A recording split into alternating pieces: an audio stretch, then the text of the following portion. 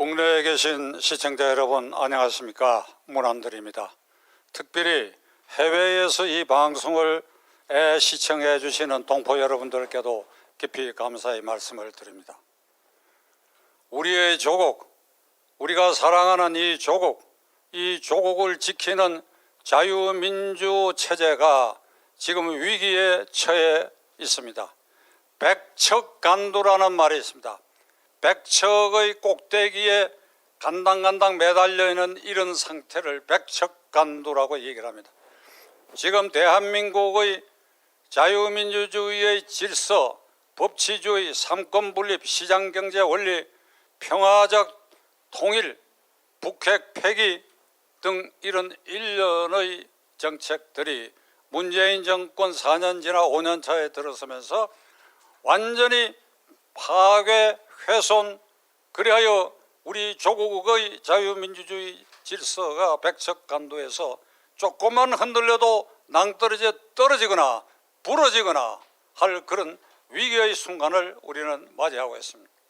히틀러는 형식상 수권법이라는 걸 만들어 가지고 국회에서 총통이 원하는 것은 총통의 명령으로 통치할 수 있다 하는 그런 수권법이라도 만들어 가지고 독재를 폈는데, 이 문재인 정권은 그런 수권법도 없이 다수 의석을 확보한 국회를 통해 가지고 폭력적으로, 입법 독재가 아니라 입법 폭력으로 헌법에 위반되는 공수처법을 통과시키고 5.18을 비난하는 자에 대해서는 재갈을 물리고 북한 전단 금지법을 만드는, 그래야 자유우방 세계의 우선거리가 되는 이런 일들을 남자를 여자로, 여자를 남자로 바꾸는 법 외에는 모든 것이 가능하다고 하는 망상에 사로잡혀 가지고 이 입법권을 휘두르고 있는 것이 오늘의 현실입니다. 앞으로 이들이 무슨 짓을 하는지, 지금 대기하고 있는 여러 법률들은 정말 끔찍하고 무서운 법률들을 거침없이 이들이 통과시키려고 하고 있습니다. 그나마 사법부, 이 정권 들어서서 이 정권의 적폐 일부가 기소됐던 그런 사건에 대해서 그나마 일선 법관들 3,300명의 법관들 중에는 양식껏 용기를 가지고 이 정권에 저항하거나 반대되는 판결을 함으로써 우리가 인류의 희망을 가졌었는데, 지난주일에 임성근 판사라고 하는 일개 판사에 대해서 집권 여당이 국회에서 탄핵 의결을 하였습니다. 집권 여당이 앞에 말씀드린 것처럼 뭐든지 할 수 있다고 하는 폭력적 망상에 사로잡혀 있으니까 그렇게 하겠지요. 얼마든지 할 수 있죠, 숫자로. 근데 문제는 대법원장 김명수라는 사람입니다. 지난 5월 달에 임성근 판사가 대법원장을 만나가지고 나를 이 정권 들어서고 사법농단이라 그래가지고 기소됐는데 1심에서 무죄 판결을 받았다. 그리고 내 임기가 금년 2월 말이니까, 그리고 그동안에 내장 수술을 해서 건강도 나쁘니 내가 사표를 내겠다. 그랬더니 무슨 말로 이를 거절했느냐. 너는 탄핵 대상이 될 수도 있기 때문에 네 임기가 끝날 때까지 내가 사표를 수리할 수 없다.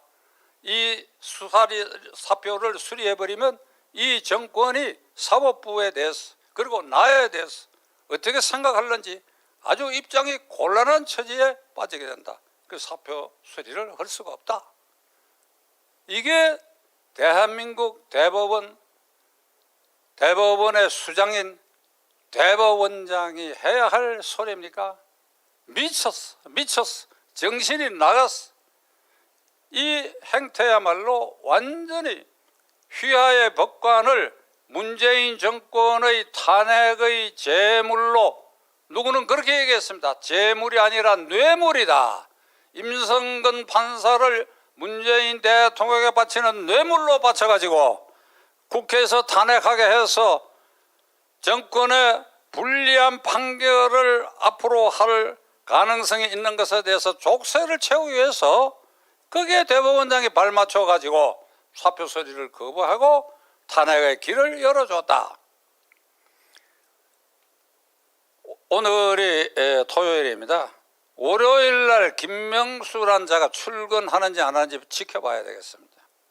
만일 출근한다면 저는 지금 제 마음을 다스리고 있는데 화요일 날 아침 출근길에 저 혼자라도 가서 한번 막아볼 생각이에요. 저와 제 동료들, 저 의견에 동조하는 사람들, 이런 자가 대법원장 자리에 앉아. 그러니까 이제 문재인 정권은 입법, 행정, 사법부 이 3부를 완전히 장악해버렸어요. 김명수 대법원장이 임성근 판사하고 나눈 그 대화록이 공개되지 않았다고 한다면, 그리고 그 대화록이 없었다고 한다면 임성근 판사가 완전히 거짓말쟁이로 몰릴 뻔한 일이 우리가 모르는 사이에 지나갔습니다. 민주당 실세 의원들은 대법원장을 나무라는 게 아니라 판사가 대법원장하고 면담하면서 어떻게 녹취를 하느냐, 이게 녹취를 하느냐. 일반 판사들이 대법원장을 믿질 않아요. 임성근 판사가 이미 2차례에 걸쳐서 법원 행정처 차장을 통해 사의 표명을 했는데 대법원장이 거부한다고 하니까 그 의도가 의심스럽고 그 의도가 정부 편향적인 것이 명백하기 때문에 증거를 남겨야겠다는 생각으로 녹취를 했는데, 이 녹취를 알았다고 한다면 인간 임성근은 완전히 몹쓸 사람 취급을 받고 거짓말쟁이가 될 뻔했는데 이 녹취록 때문에 김명수가 거짓말쟁이로 판명됐습니다. 지금 해외 토픽에 대한민국 대법원장이 정권의 입맛에 맞도록 탄핵의 제물로 바치기 위해서 사표를 수리하지 않았다는 게 대서특필되고 있습니다. 대한민국의 국격을 이렇게 손상시키는 일이 지금 벌어지고 있는데도 우리가 이것을 어떻게 참아내야 할 것입니다. 시청자 여러분, 탄핵 얘기가 나왔으니까 말씀인데, 그래, 이 국회가 임성근이라고 하는 부산지방법원 부장판사를 탄핵을 해야 할 순간입니까? 만일 이 국회가 제정신이 바뀌고 제대로 돌아간다고 한다면 이 국회의 탄핵 이론은 누가 되어야 될 것 같습니까? 시청자 여러분, 한번 말씀해 보십시오. 이게 청중의 앞에 없어서 소리가 안 들립니다마는 누가 이 국회의 탄핵 1호가 되어야 될 것 같습니까? 문재인 대통령 문재인? 그렇죠. 문재인이가 탄핵 1호가 되어야 됩니다. 박근혜 대통령이 탄핵될 때에 그는 국정농단 사건으로 수사 착수가 돼가지고 기소도 되지 않고 재판에 회부되지도 않는 상황에서 언론에 보도된 국정농단 사건 그것만으로 따지고 보면 풍문만으로 그는 국회에서 탄핵을 당했습니다.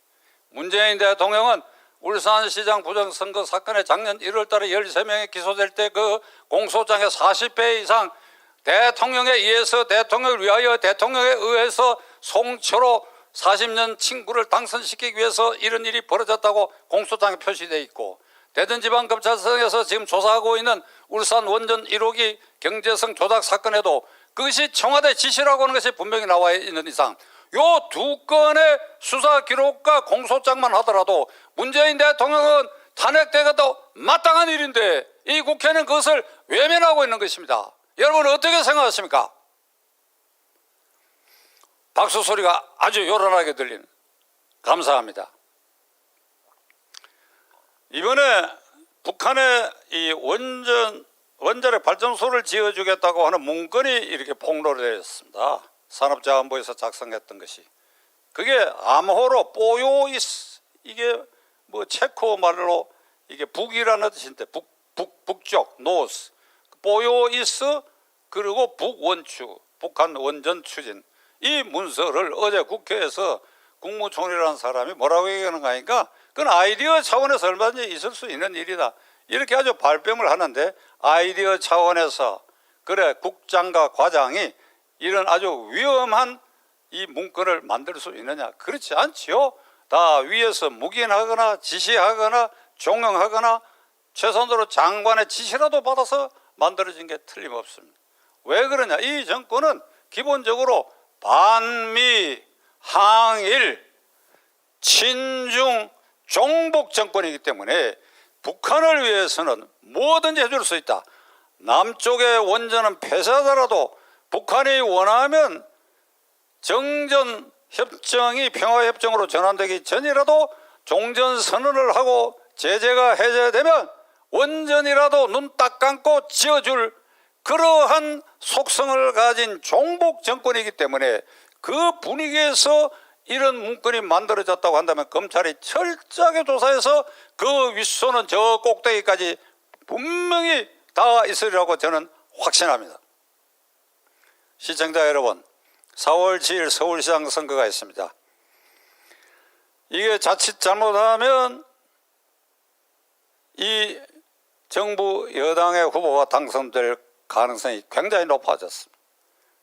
보궐선거의 성질상 이 투표율이 낮은 데다가 야권이 지리밀렬해서 혼란이 계속되고 있는데 여기에다가 이 정권은 공매도 주식 문제 그리고 주택에 대해서 5년이나 10년 뒤에나 효력이 나올 터무니없는 걸 어저께 발표를 하고 그 다음에 재난지원금을 전 국민이라 그러면 서울, 부산 합하면 그게 벌써 1,500만 명쯤 되니까 그 서울, 부산에 전 국민에게 그리고 선별적으로 자영업자들에게 선거 전에 퍼붓겠다는 겁니다. 이런 모든 수단 방법을 총동원해 가지고 이 서울시장 자리를 확보하기 위해서 혈안이 되어 있는데 성공할 가능성이 나는 매우 높다고 생각합니다. 김종인 비상대책위원장이 지도하고 있는 제1야당 국민의힘 당이 지난 1년 동안 제대로 싸웠다고 한다면 어째 민주당이 부산 그리고 서울의 시장 후보를 낼 수 있습니까? 그들의 당헌 당규에는 자당 소속 단체장의 귀책 사유로 보궐선거가 있게 될 때는 절대 입후보시킬 수 없다라고 하는 게 명시되어 있는데 문재인 대통령이 야당 대표 시절에 이것을 국민에게 호소해가지고 당헌까지 개정했는데 이걸 당헌을 이번에 개정을 했는데 그 정족수도 부족해요. 누가 시비를 걸면 그 개정이 무효가 될 수 있는데 근데 문재인 대통령 이 문제에 대해서 이렇게 얘기를 했습니다. 아, 그건 당에서 하는 일이다. 그러니까 모든 것을 안면몰수하고 내로남불이고 원칙 없이 가능한 일이면 무슨 일이든지 한다. 무슨 일이든지 한다. 북한의 원전도 지어줄 수 있다. 무슨 일이든지 한다.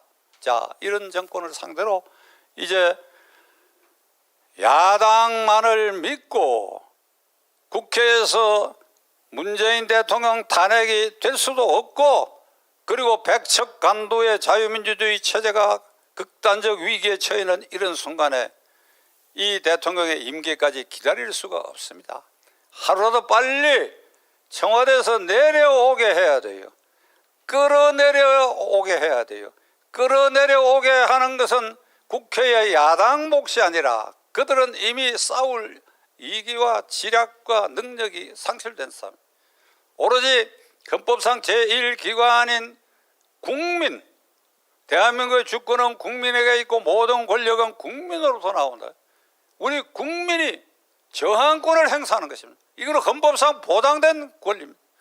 저항권 행사의 제1회가 돌아오는 3월 1일 코로나로 광화문 광장을 메워놨다 하더라도 뒷골목은 열려있고 전국 방방곡곡에 뒷골목 열려있고 시골의 농로도 열려있고 이게 분출하는 국민들이 지금 백척간두의 조국의 위기라고 하는 것을 깨닫는다고 한다면 우리가 모두 나서서 그 열기를 청와대 쪽으로 향하게 해서 견디지 못하고 문재인 대통령이 걸어 나올 수밖에 없는 상황을 1차로 우리는 3월 1일 날 총궐기에서 해야 할 절박한 순간에 있다는 것을 여러분들에게 호소하는 바입니다. 감사합니다.